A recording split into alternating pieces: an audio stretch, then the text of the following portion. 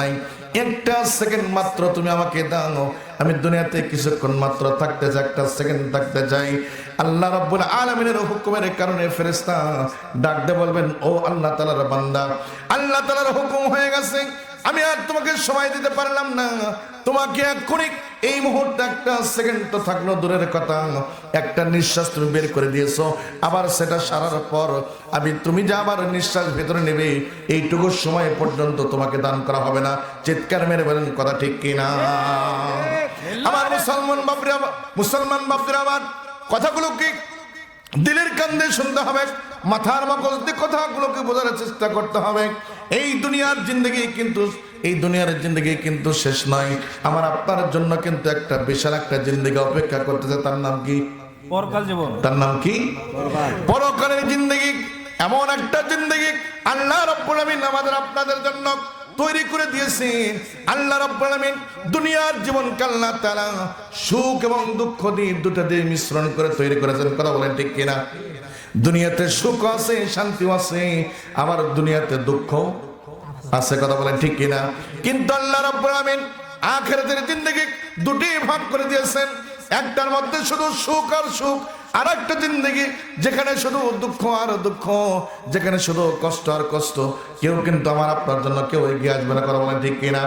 এই দুনিয়া হলো কবি সুখ है कभी दुख है, यही का नाम दुनिया है, अभी क्या था अभी क्या है, यही का बदलती है। বলেন সুবহানাল্লাহ। কথা বলেন ঠিক কিনা? আমার মুসলমান বান্দা, আমার দুনিয়াতে কখনো সুখ কখনো দুঃখ, এর নাম হলো দুনিয়া। কিন্তু আখিরাতের জিন্দগি বাপদান কথা বলবে না। কিন্তু আল্লাহ রাব্বুল আলামিন আখিরাতের জিন্দগি এত সুন্দর করে তৈরি করলেন, যেই দুনিয়ার জিন্দগি যেই আখিরাতের জিন্দগির মধ্যে আল্লাহ তাআলা দুটি ভাগ মানুষ বানাবেন। কেউ হবে জান্নাতি, কেউ হবে জাহান্নামী। জান্নাতে যারা যাবে শুধু সুখ আর সুখ, কিন্তু জাহান্নামে যারা যাবে তাদেরকে আল্লাহ রাব্বুল আলামিন আযাবের ফেরেশতা দিয়ে আযাবের মধ্যে নিমজ্জিত করে দেবেন। বলেন নাউযুবিল্লাহ। আমার মুসলমান বাপরা, আমার এই আখিরাতের জিন্দগি শুরু হওয়ার আগে আল্লাহ রাব্বুল আলামিন আরেকটা জিন্দগি আমার আপনার জন্য রেডি করে রেখে দিয়েছেন। যেই জিন্দগি হলো কবরের জিন্দগি। কথা বলেন ঠিক কিনা? কবরের জিন্দগি থাকতে হবে কি হবে না? এই কবরের জিন্দগি যেদিন আসবে আমার আপনার সামনে মালাকুল মাউত যেদিন এসে উপস্থিত হয়ে যাবে, সেদিন কি হবে? আমরা যদি ঈমান নিয়ে যদি কবর পর্যন্ত যাইতে পারি, সরিষা দানা পরিমাণ যদি কারোর মধ্যে ঈমান থাকে, আল্লাহ তাআলা তাকে জান্নাতের সার্টিফিকেট দিয়ে দেবেন। সুবহানাল্লাহ। কিন্তু মুসলমান বান্দা আমার, যার মধ্যে ঈমান থাকবে না, যার মধ্যে কোরআন থাকবে না, কালেমা থাকবে না, আল্লাহ তাআলা তাদেরকে চির জাহান্নামে বানায়া দুনিয়া থেকে লাঞ্ছনা দিয়ে, বঞ্চনা দিয়ে, অপমান করে দুনিয়া থেকে বিদায় করে দেবে। বলেন নাউযুবিল্লাহ।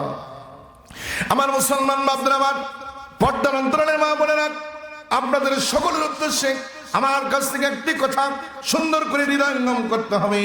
আল্লাহ রাব্বুল আলামিন আমাকে আপনাকে যে জিন্দগি দান করলেন, এই জিন্দগি যেদিন আমাদের আপনার যেদিন হায়াতের জিন্দগি শেষ হয়ে যাবে, ওই দিন যখন মালাকুল মাউত আমার আপনার সামনে এসে উপস্থিত হয়ে যাবে, ওই সময় ওই মুহূর্ত এত কঠিন হবে।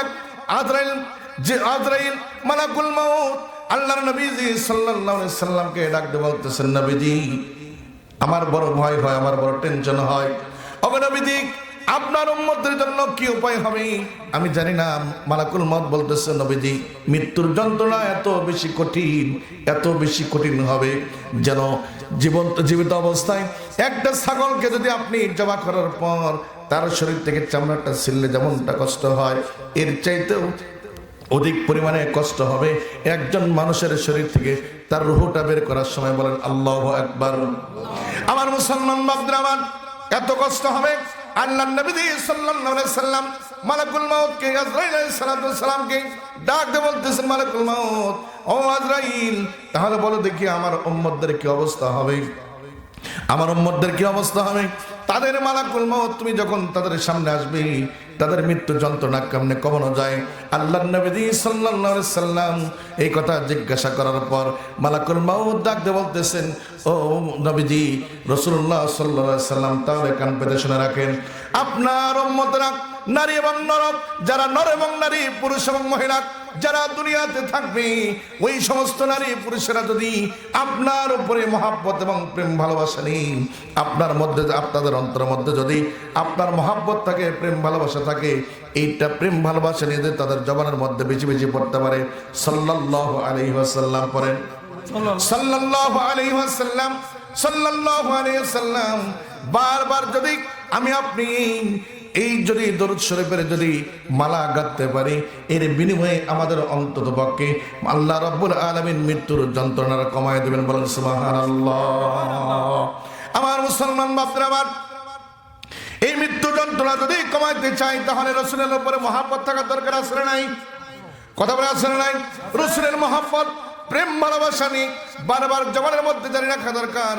সাল্লাল্লাহু আলাইহি ওয়াসাল্লাম, সাল্লাল্লাহু আলাইহি ওয়াসাল্লাম, সাল্লাল্লাহু আলাইহি ওয়াসাল্লাম। ও পর্দার অন্তরালে মা বোনেরা, ভালো করে কান পেতে শুনে রাখেন। আপনারা স্টার জলসা দি বাংলা